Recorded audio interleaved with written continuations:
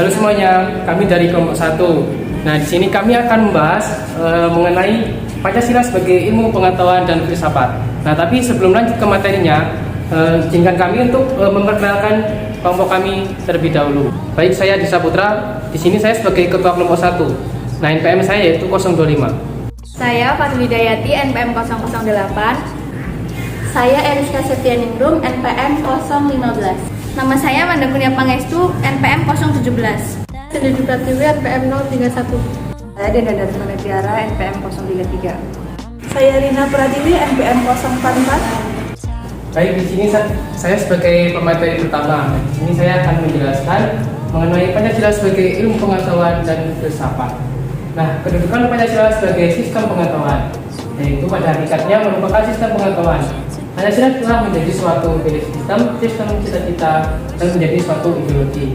Nah, oleh karena itu Pancasila harus memiliki unsur nasionalisme, terutama dalam kedudukannya sebagai sistem pengetahuan. Dengan kata lain, Pancasila sebagai ilmu pengetahuan yaitu upaya yang kita peroleh mengenai ilmu pengetahuan itu harus berdasarkan nilai-nilai yang ada di dalam Pancasila.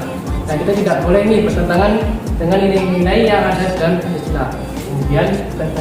Kemudian Pancasila sebagai filsafat. Nah, Pancasila sebagai filsafat berarti mengungkapkan konsep-konsep kebenaran Pancasila yang bukan saja ditujukan pada bangsa Indonesia, melainkan pada manusia pada umumnya. Nah, dengan kata lain, Pancasila sebagai filsafat yaitu mengandung nilai dan pemikiran yang dapat membentuk substansi dan pembentukan ideologi Pancasila. Nah, wawasan filsafat itu meliputi bidang atau aspek penyelidikan ontologis, epistemologis, dan aksiologis. Nah, ketiga tersebut dapat mencakup kesemestaan. Nah, lalu apa sih yang dimaksud dengan ontologis, epistemologis, dan aksiologis? Nah, menurut Aristoteles, ontologi yaitu ilmu yang menyelidiki hakikat suatu keberadaan atau eksistensi, dan disamakan artinya dengan metafisika. Kemudian masalah ontologi. Nah, bidang ontologi menyelidiki tentang makna atau eksistensi keberadaan manusia, benda, alam semesta. Kemudian secara ontologis penyelidikan Pancasila sebagai filsafat sebagai upaya untuk mengetahui hakikat dasar dari sila-sila Pancasila. Nah, Pancasila itu terdiri dari 5 sila, di mana sila-sila tersebut tidak berdiri sendiri, melainkan memiliki satu kesatuan dasar. Nah, manusia sebagai pendukung pokok sila-sila Pancasila secara ontologis memiliki hal yang mutlak. Yang pertama yaitu sebagai susunan kuadrat, kemudian jiwa jasmani dan rohani. Kemudian sifat kodrat manusia adalah sebagai berikut. Yang pertama makhluk hidup, kemudian yang kedua makhluk sosial sebagai makhluk pribadi, dan makhluk Tuhan yang Maha Esa. Lalu apa sih hubungan antara negara dengan landasan-landasan Pancasila? Nah, negara di sini berperan sebagai pendukung, dan hubungan Tuhan, manusia, satuan rakyat, dan keadilan adalah sebagai sebab, dan negara adalah sebagai akibat. Nah, baik, kemudian akan dilanjutkan dengan pemateri selanjutnya. Baik, selanjutnya adalah landasan epistemologi Pancasila. Pengertian epistemologi dibagi menjadi 4. Yang pertama ada epistemologi adalah cabang filsafat yang menyelidiki asal, syarat, susunan, metode, dan validasi ilmu pengetahuan. Yang kedua adalah epistemologi meneliti sumber pengetahuan, proses dan cara terjadinya pengetahuan, batas dan validitas ilmu pengetahuan. Yang ketiga, epistemologi adalah ilmu tentang ilmu atau teori terjadinya ilmu. Dan yang terakhir, epistemologi adalah ilmu tentang ilmu atau teori terjadinya ilmu. Nah, di sini ada Pancasila. Pancasila sebagai sistem filsafat pada hakikatnya merupakan sistem pengetahuan. Pancasila telah menjadi suatu dari sistem cita-cita menjadi suatu ideologi. Nah, oleh karena itu Pancasila harus memiliki unsur rasionalitas, terutama dalam kedudukannya sebagai sistem pengetahuan. Sekian dari saya. Selanjutnya, silakan.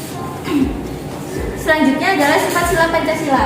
Susunan Pancasila sebagai sistem pengetahuan, maka Pancasila memiliki susunan yang bersifat formalogis, baik dalam arti susunan sila-sila Pancasila maupun isi arti dari sila Pancasila itu.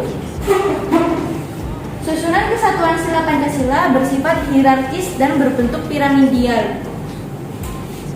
Sifat hierarkis dan bentuk piramidal itu nampak dalam susunan Pancasila, di mana sila pertama Pancasila mendasari dan menjiwai keempat sila lainnya. Dengan demikian, susunan Pancasila memiliki sistem logis baik yang menyangkut kualitas maupun kuantitasnya. Selanjutnya adalah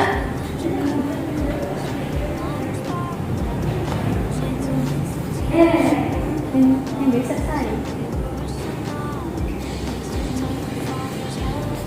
Selanjutnya, susunan isi arti Pancasila meliputi 3 hal, yaitu umum universal, umum kolektif, dan juga bersifat khusus dan konkret. Yang pertama adalah umum universal, yaitu hakikat Pancasila sehingga merupakan pangkal tolak dalam pelaksanaan bidang kenegaraan dan tertib hukum Indonesia, serta dalam realisasi praktik dan berbagai bidang kehidupan konkret lainnya. Yang kedua adalah umum kolektif, yaitu isi arti Pancasila sebagai pedoman kolektif negara dan bangsa Indonesia, terutama dalam tertib hukum Indonesia. Selanjutnya adalah bersifat khusus dan konkret, yaitu isi Pancasila dalam realisasi praktis dalam berbagai bidang kehidupan sehingga memiliki sifat konkret serta dinamis. Sekian saya lanjutkan ke materi selanjutnya. Siapa di sini? Baik, di sini saya akan melanjutkan materi tentang landasan aksiologi Pancasila. Sila-sila Pancasila sebagai suatu sistem filsafat memiliki satu kesatuan dasar aksiologis, yaitu nilai-nilai yang terkandung dalam Pancasila pada hakikatnya juga merupakan suatu kesatuan. Aksiologi Pancasila mengandung arti bahwa kita membahas tentang filsafat nilai Pancasila. Istilah aksiologi berasal dari kata Yunani, yaitu aksios yang artinya nilai, manfaat, dan logos yang artinya pikiran, ilmu, atau teori. Aksiologi adalah teori nilai, yaitu sesuatu yang diinginkan, disukai, atau yang baik. Bidang yang diselidiki adalah hakikat nilai, kriteria nilai, dan kedudukan metafisika suatu nilai. Nilai berasal dari kata Latin valor yang artinya kuat, baik, berharga. Dalam kajian filsafat merujuk pada sesuatu yang sifatnya abstrak yang dapat diartikan sebagai keberhargaan atau kebaikan. Nilai itu sesuatu yang berguna. Nilai juga mengandung harapan akan sesuatu yang diinginkan. Sekian dari saya, akan dilanjutkan pemateri berikutnya. Aku ya. Ada pendapat para ahli tentang sebuah nilai, yaitu ada pendapat Max Heller mengemukakan bahwa nilai ada tingkatannya dan dapat dikelompokkan menjadi 4 tingkatan, yaitu nilai kenikmatan. Nilai kenikmatan dalam tingkatan ini terdapat nilai yang menggenakan dan nilai yang tidak mengenakan yang menyebabkan orang senang atau menderita. Yang kedua, nilai kehidupan. Dalam tingkatan ini terdapat nilai-nilai yang penting dalam kehidupan seperti sejahtera, keadilan, dan kesegaran. Yang ketiga, nilai-nilai kejiwaan. Dalam tingkatan ini terdapat nilai-nilai kejiwaan yang sama sekali tidak tergantung dari keadaan jasmani maupun lingkungan, dan nilai-nilai semacam ini misalnya keindahan, kebenaran, pengetahuan yang murni yang dicapai dalam filsafat. Lalu yang keempat, nilai kerohanian. Dalam tingkatan ini terdapat moralitas nilai yang suci dan tidak suci. Nilai semacam ini terutama terdiri dari nilai pribadi. Selanjutnya, menurut Walter G. Everts menggolongkan nilai-nilai manusia ke dalam 8 kelompok. Yang pertama, nilai-nilai ekonomis, ditujukan oleh harga pasar dan meliputi semua benda yang dapat dibeli. Yang kedua, nilai kejasmanian, membantu pada kesehatan, efisiensi, dan keindahan dari kehidupan badan. Yang ketiga, nilai-nilai hiburan, nilai-nilai permainan dan waktu senggang yang dapat menyumbangkan pada pengayaan kehidupan. Sekian materi dari saya, selanjutnya akan disampaikan oleh pemateri selanjutnya. Baik, selanjutnya saya akan melanjutkan pemaparan materi dari Denada. Untuk yang keempat adalah nilai-nilai sosial. Nilai-nilai sosial ini berasal mula dari berbagai bentuk perserikatan manusia. Kemudian ada nilai-nilai watak. Nilai-nilai watak ini ialah keseluruhan dari keutuhan kepribadian dan sosial yang diinginkan. Kemudian ada nilai-nilai estetis. Nilai-nilai ini ialah keindahan dalam alam dan juga karya seni. Kemudian yang ketujuh ada nilai-nilai intelektual atau nilai-nilai pengetahuan dan pengajaran suatu kebenaran. Kemudian yang terakhir ada nilai-nilai keagamaan. Kemudian menurut Toto Nagoro, beliau membagi nilai menjadi 3 macam, yaitu ada nilai material, yaitu sesuatu yang berguna bagi fisik manusia. Itu contohnya seperti bahan pangan yang makanan, kemudian minuman yang berguna bagi fisik manusia. Kemudian ada nilai vital, yaitu sesuatu yang berguna bagi manusia untuk dapat beraktivitas. Contohnya itu kita kuliah, kita itu butuh laptop, kita butuh handphone, kita juga butuh LCD. Itu adalah sesuatu yang berguna untuk kegiatan beraktivitas kita. Kemudian yang ketiga ada nilai kerohanian, yaitu segala sesuatu yang berguna bagi rohani yang dapat dibedakan menjadi 4 macam. Yaitu yang pertama ada nilai kebenaran. Nilai kebenaran ini bersumber pada akal atau ratio budi cipta manusia. Kemudian yang kedua ada nilai keindahan atau nilai estetis yang bersumber pada unsur perasaan, estetis, rasa pada manusia.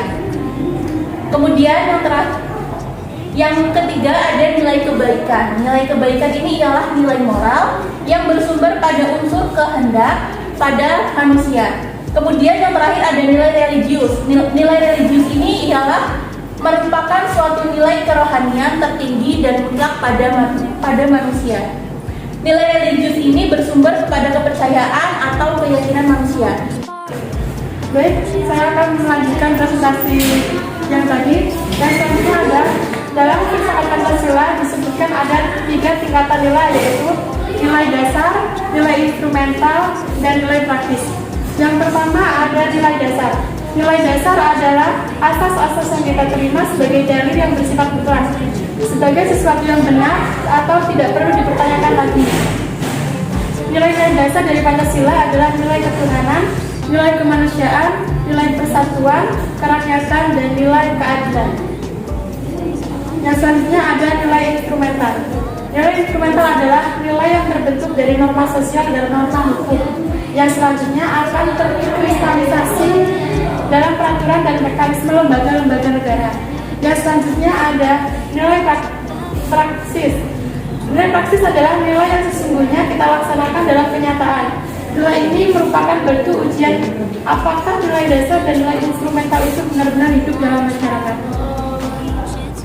Yang selanjutnya ada secara aksiologis. Bangsa Indonesia merupakan pendukung nilai-nilai Pancasila, yaitu bangsa yang berketuhanan, yang berkemanusiaan, yang berpersatuan, yang berkerakyatan, dan keadilan sosial. Dan selanjutnya, pengakuan, penerimaan, dan penghargaan atas nilai-nilai Pancasila itu tampak dalam sikap, tingkah laku, dan perbuatan bangsa Indonesia sehingga mencerminkan sifat khas sebagai manusia Indonesia. Baik, untuk kesimpulan akan disampaikan oleh Bapak. Jadi kesimpulan yang dapat kelompok kami ambil dari materi yang telah kelompok kami jelaskan, yaitu Pancasila sebagai sistem filsafat pada hakikatnya juga merupakan sistem pengetahuan. Ini berarti Pancasila telah menjadi suatu basic sistem cita-cita menjadi suatu ideologi. Nah, oleh karena itu Pancasila harus memiliki unsur rasionalisme, terutama dalam kedudukan sebagai sistem pengetahuan. Presentasi atau materi yang dapat kami paparkan dari kelompok kami akhiri. Wassalamualaikum warahmatullahi wabarakatuh.